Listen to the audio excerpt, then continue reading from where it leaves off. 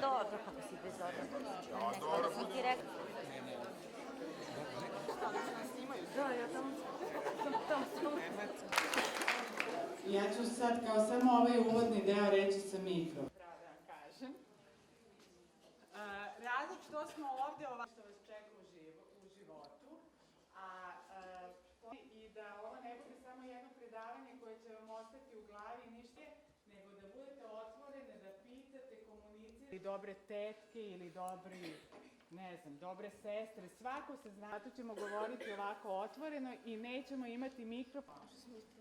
Ovo predavanje je organizovala opština Zemun ili ono što treba da usvojite o vašem zdravlju unapredi i da ništa, a srce je najvažniji organ i našeg tela i uma. Zato ćete obratiti sekretar Skupštine opštine Zemun, gospodin koji je iz Saveta za zdravstvo opštine Zemun, ona je iz struke, ali... Jasno je da ste vi upućeni preko društvenih mreža, javnog jastu, kada dođe do strasti, do ljubavi, što je to normalno i to je za vaše...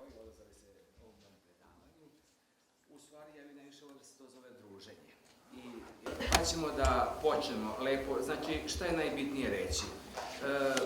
Vagina i zbog raznih stvari do poremeća. Najčešće su u pitanju infekcije.